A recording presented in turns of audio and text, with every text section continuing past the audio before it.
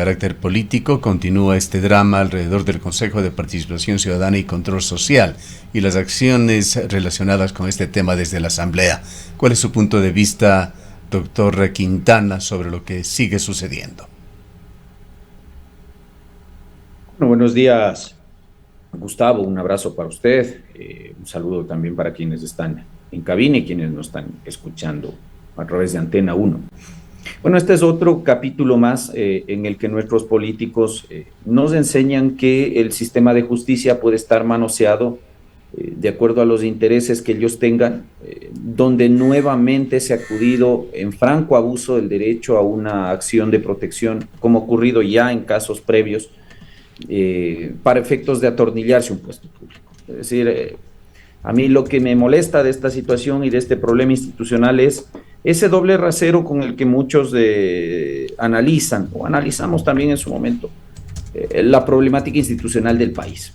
Porque cuando el juez de Manglar Alto concedió indebidamente ese habeas corpus a Jorge Glass, cuando la jueza Domínguez acá en Quito le concedió indebidamente también una medida cautelar y una acción de protección a Jorge Yunde, el exalcalde de Quito, cuando a Guadalupe Llori se le concedieron una tras otra, al menos 3 o 4 medidas cautelares, todas irregulares, acá en Quito para sostenerla en el cargo, había que señalar con el dedo a los jueces, teníamos que cuestionarlos y había que pedir su cabeza. Ahora resulta que hay un juez de la Concordia que ya se ha hecho conocido por tomar esta clase de decisiones. Pero claro, como el juez ahora toma una decisión que beneficia a este grupo afín, y lo vamos a decir sin ningún ambaje, afín al gobierno, me refiero a este grupo de impresentables funcionarios del Consejo de Participación Ciudadana liderados por Ulloa y compañía. Pero claro, como ahora es una decisión que le conviene al gobierno, porque aparentemente, claro, afecta a esta alianza correísta social cristiana, entonces tenemos que quedarnos callados. Es decir, para muchos el juez ha obrado bien, lo cual no es cierto, y si usted quiere yo le explicaré por qué creo que esa acción de protección debía ser rechazada y debe ser revocada ante la Corte Provincial de Santo Domingo. Pero claro, así nos quedamos en ese análisis, ¿no? De decir, no, es que el correísmo, el social cristianismo se van a tomar el Consejo de Participación Ciudadana y a través de aquello van a dominar los procesos de selección de autoridades. Primero la cosa es, ¿qué procesos de selección de autoridades? Porque ningún proceso ha caminado con con cualquiera y con el que venga de los consejos de participación ciudadana, integrados como se integren. En segundo lugar, sí hay que hacer presente que jurídicamente la Asamblea Nacional no nombraba los reemplazos de los censurados y destituidos. Esos reemplazos ya venían de un orden de votación obtenido de las listas fruto de la elección de Consejo de Participación Ciudadana en 2019, de tal manera que no es que la Asamblea llamaba al uno, al otro y ven y te pongo a ti, a ti, a ti, no, había que llamar en el orden de votación y eso es lo que intentó, al menos hasta ayer que se conoció ya la decisión de fondo en esta acción de protección, eso es lo que intentó hacer la Asamblea Nacional. De todas maneras, Quintana, insisto, un caso más de abuso del derecho que hay que decirlo con todas sus letras. Este juez ha obrado sin competencia territorial, como han obrado el resto de jueces en casos irregulares y polémicos. Un juez que concede una acción de protección contraviniendo jurisprudencia expresa de la Corte Constitucional, un juez que concedió inicialmente una medida cautelar conjunta contraviniendo antigua jurisprudencia de la Corte Constitucional. Pero ahora, claro, doctor Quintana, pese a estas explicaciones en el ámbito jurídico que usted nos da, ¿cuál es la situación en este momento del Consejo de Participación? Ahí hay una disputa. Por un lado están los 4 consejeros quienes han vuelto a asumir sus cargos, convocando a sesiones, haciendo intentos para avanzar en lo que les correspondería. Por otro lado está la misma Asamblea Nacional haciendo también intentos para posesionar a los suplentes.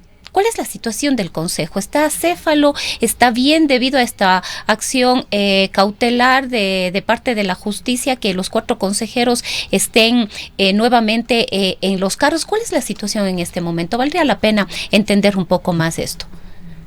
Sí, bueno, la situación jurídica hoy queda algo más clara porque ya no se trata de una medida cautelar inicial, sino que ya la resolución parlamentaria de censura y destitución ha sido dejada sin efecto por orden de este juez, de la Concordia. Entonces, ¿están legalmente los 4 consejeros nuevamente en el Consejo?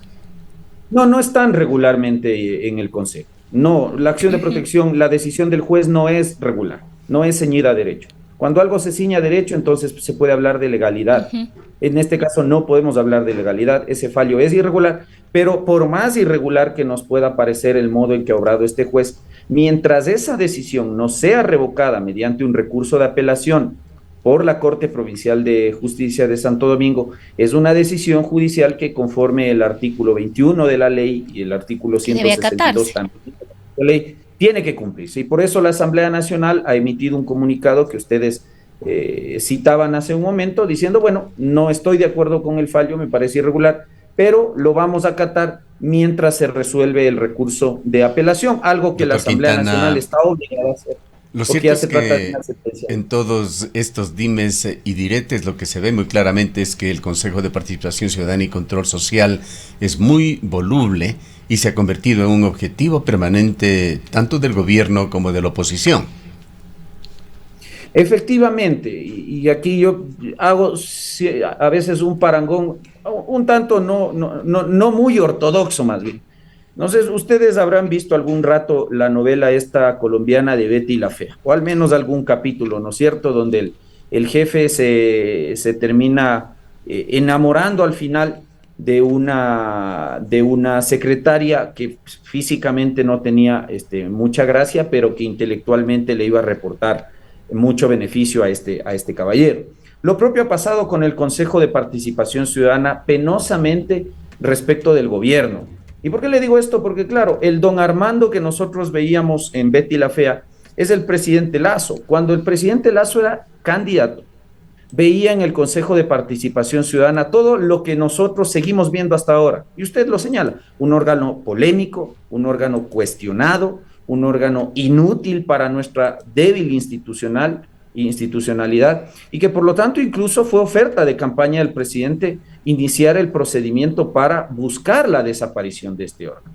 Oh sorpresa, cuando él recibe la banda presidencial, parece que tal como a don Armando le daban unos embellecedores para que a Betty la Fea la vea bonita, la banda presidencial al presidente le resultó ese embellecedor para empezar a ver al Consejo de Participación Ciudadana con otros ojos, con ojitos de amor. Y ahora al presidente el órgano que antes le parecía inútil, ahora le parece totalmente importante. Porque claro, yo me puedo explicar, en un gobierno muy débil como el que tenemos, que no tiene una mayoría parlamentaria, le va a resultar más sencillo cooptar 4 de 7 miembros del Consejo de Participación Ciudadana que lograr tener al menos 70 votos en la Asamblea Nacional. Entonces, políticamente entiendo que el gobierno tenga ahora interés en sostener a una mayoría del Consejo de Participación Ciudadana, pero que a la larga no ha hecho nada, porque aquí la pregunta de fondo es, más allá de esta estéril disputa política que hay entre la oposición del gobierno de Lazo de tomar el control de este órgano y el propio gobierno de Lazo de continuar controlando un órgano que no hace nada, es, francamente, ¿qué trabajo ha hecho el Consejo de Participación Ciudadana desde su elección en 2019? Porque si hacemos un breve recuento de la nominación de autoridades, nos quedan debiendo. No tenemos presidente del Consejo de la Judicatura nombrado. Se han dado el lujo de devolver las ternas de modo irregular al presidente de la Corte Nacional. No tenemos renovado el Consejo Electoral, no tenemos renovado el Tribunal Contencioso Electoral, no tenemos nombrado defensor público, no tenemos nombrado defensor del pueblo. No tenemos nombrado, lo más importante para mí, Contralor General del Estado. Hoy día mismo existe la disputa por esa irregular posesión que habría hecho esta mayoría del Consejo de Participación Ciudadana en la madrugada previa al feriado, el sábado, respecto del superintendente de banco. Es decir, no ha sido capaz de nombrar superintendente de banco. ¿Sabe cuál es la única autoridad que este Consejo de Participación Ciudadana ha designado? Y lo ha hecho incluso mal. La designación del Procurador General del Estado. Mal o bien, ese caballero ahora ya está en funciones, está posesionado en la Asamblea Nacional. Pero ahora, del resto, doctor Quintana, lo más probable es que este sainete, con todas las leguleyadas posibles, continuará. Seguro que sí, don Gustavo, porque esta novela para mí apenas ha empezado. Es decir, evidentemente hoy la Asamblea, de modo digamos, hablando en lenguaje jurídico, tiene la obligación de acatar el fallo, es decir, no puede intentar posesionar consejeros alternos, muy a mi pesar, porque creo que este fallo es irregular, pero hay que cumplirlo. Y lo que jurídicamente tiene que hacer la Asamblea es pelear en derecho, es decir, a la par que pretende tomar decisiones políticas, debe interponer ya el recurso de apelación para que el caso suba a conocimiento de la Corte Provincial de Santo Domingo, y en la Corte Provincial de Santo Domingo ver qué resultados se obtiene. Yo creo que este fallo debe ser revocado, insisto, porque yo creo que jurídicamente el juicio político se llevó conforme los procedimientos que están establecidos en la Ley de la Función Legislativa desde su última reforma en el año 2009, y si usted quiere, pues yo le explico por qué creo que la resolución de censura y destitución no violó ningún derecho fundamental de los 4 consejeros. Creo que mejor pasamos a otro tema. Quizás Gustavo, Quintana, antes de ir a otro tema, me queda a mí todavía una duda, tal vez rapidito, doctor Quintana. Dentro del Consejo de Participación Ciudadana tenemos estos 4 consejeros restituidos. Ellos pueden únicamente siendo mayoría, avanzar en la gestión que le corresponde al Consejo de Participación Ciudadana. Ha habido una negativa permanente y constante de los otros 3 consejeros, los consejeros de minoría, quienes han advertido que no acudirán, y así lo han hecho. No han dado una respuesta positiva a los llamados de Hernán Ulloa para mantener o instalar las sesiones. ¿Pueden ellos únicamente, al ser mayoría, tomar decisiones? ¿Hay una forma de obligarles a los otros consejeros a intervenir, a participar? Bueno, no hay una manera de obligarles, pero sin duda alguna hoy el gobierno tiene 4 consejeros ahí que han sido restituidos ahora sí a su cargo, y con 4 usted, según la ley de la ley orgánica del Consejo de Participación Ciudadana, tiene quórum suficiente para convocar a sesiones, tomar votación y tomar decisiones. Es decir, los 4 no necesitan de los otros 3 para arrancar procesos de selección de autoridades, para nombrar autoridades. Lo pueden hacer sin necesidad de que estas 3 personas estén ahí. Quisiera pasar a otro tema muy contemporáneo, muy importante para la actualidad. El presidente Guillermo Lasso y el ministro del Interior Juan Zapata sostienen que la narcopolítica está exteriorizándose y se está desarrollando con fuerza. Han señalado tener datos de inteligencia que confirman que varios candidatos a las elecciones seccionales del 2023 tendrían nexos con el narcotráfico, con la narcopolítica. Hay muchos comentarios en las redes sociales sobre 2 asesinatos que se dieron en esta semana. Uno de una amiga íntima de una polémica candidata de la pequeña jurisdicción de Simón Bolívar, otra de un asesor de un candidato para la alcaldía de Durán. Es decir, una situación como solamente la hemos visto en los países donde la narcopolítica es ya una realidad desde hace algunos años. Doctor Quintana, quisiéramos su visión y su comentario sobre este tema. Bueno, yo veo con preocupación lo que se alerta desde ciertos funcionarios del gobierno, en el sentido de que usted ahora tiene candidaturas ya en firme que tienen posibles vínculos con estas redes delictivas. Lamentablemente, nuestro muy mal hecho ordenamiento jurídico en materia de calificación de candidaturas y en general el sistema electoral es muy generoso para permitir que gente que tiene esta clase de nexos o de antecedentes pueda llegar a las candidaturas. Me explico de otra manera. Hasta la Constitución del 98, usted al menos a personas que tenían llamados a juicio penal se las inhabilitaba al menos temporalmente hasta que su situación se defina, ya sea con una sentencia de condena o ya sea con un auto de sobreseimiento. En el caso actual, el artículo 113 de la Constitución, que establece un régimen de inhabilitaciones para inscribir candidaturas, solamente indica que usted no puede ser candidato siempre y cuando tenga sentencia condenatoria ejecutoriada. Solamente ahí usted está inhabilitado para presentar candidatura. De tal manera que hoy podemos presumir de mucha gente que tiene vínculos, pero lamentablemente, insisto, nuestro ordenamiento jurídico en materia electoral es tan generoso que usted tiene incluso candidatos con grillete, pues, don Gustavo, hay gente vinculada a procesos penales y que están con candidaturas ahí. Usted sabe a quiénes me refiero. De tal manera que esto no es una novedad. La novedad podría darse en el evento de que Fiscalía, por ejemplo, iniciara investigaciones respecto de estos candidatos y se llegasen a procesos penales donde esta gente pudiese eventualmente llegar a ser condenada. Con una condena ejecutoriada, evidentemente desde el punto de vista constitucional, usted tiene derechos políticos suspendidos y si es que esta gente resultase electa tendría que perder automáticamente el cargo. Esto nos invita entonces a una reflexión a futuro para que ojalá el presidente Lasso, ahora que está tan empeñoso en los temas de consultas populares y este tipo de cosas, realmente le haga un bien al sistema de partidos políticos y proponga reformas en esta materia.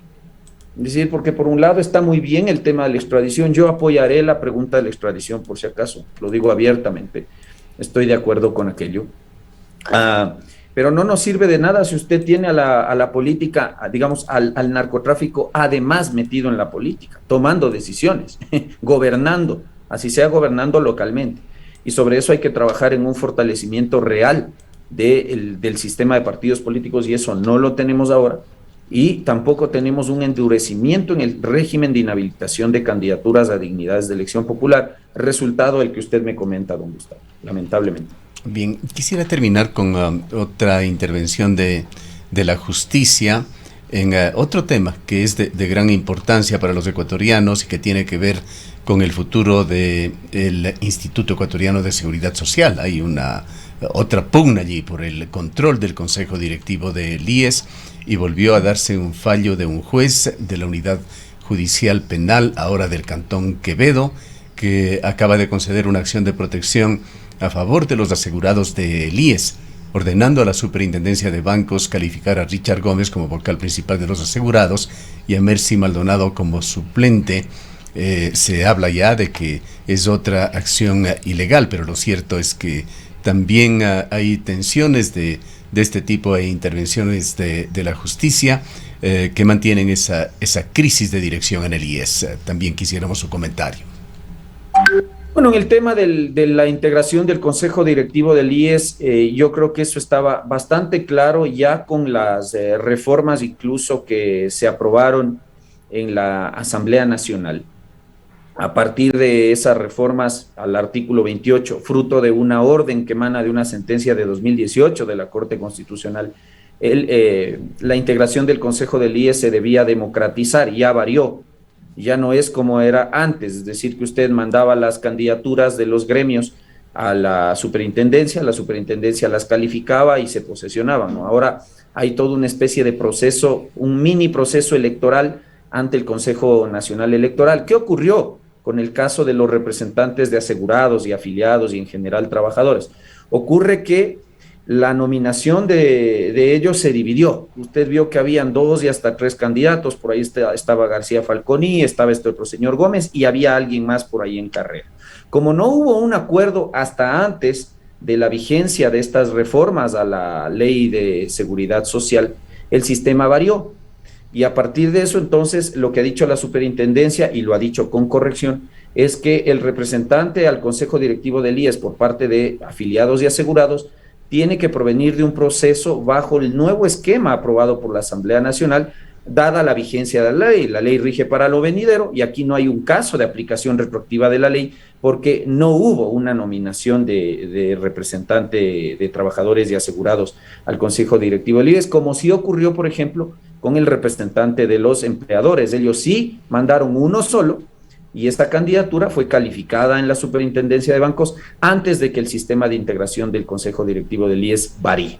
Entonces ahora tiene usted en disputa, al menos veo yo, dos bandos de los trabajadores. Unos quieren que sea García, otros quieren que sea este señor Gómez, y a la vieja confiable, ¿no es cierto? Es decir, no me dan lo que yo quiero en la Superintendencia de Bancos, acciones de protección irregulares nuevamente, para que otra vez la justicia constitucional tome partida o intervenga en cuestiones que son eminentemente políticas. Ahora, hay doctor Quintana, de por medio, sí. Dígame.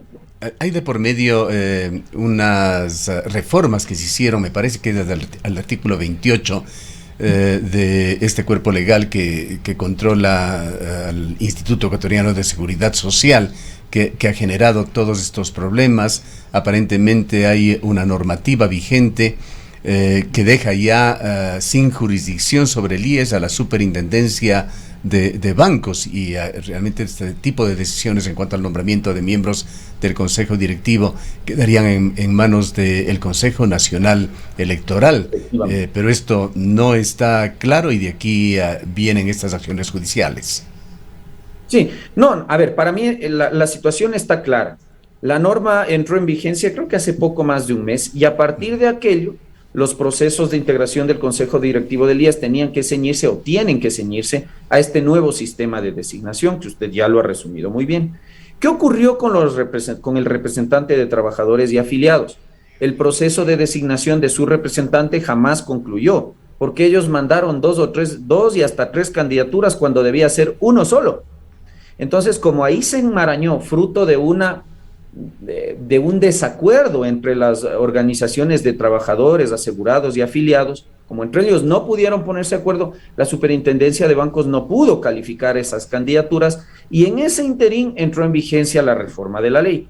Como no hubo una nominación, entonces no hay ningún derecho adquirido ni ninguna situación jurídica consolidada que haya que salvaguardar respecto a que, como muchos dicen, se está aplicando de modo retroactivo la ley. No, es que no hubo nominación y por lo tanto, al no haber habido nominación, todo tiene que ceñirse a la reforma legal. Ahora, doctor Quintana, ¿es posible tener un consejo del IES, en este caso, conformado de manera distinta, digamos, con unas reglas del juego, unos integrantes y con otras reglas del juego otros? No hay problema con eso, porque esa es una de las justificaciones también, que alegan que esto es inconstitucional.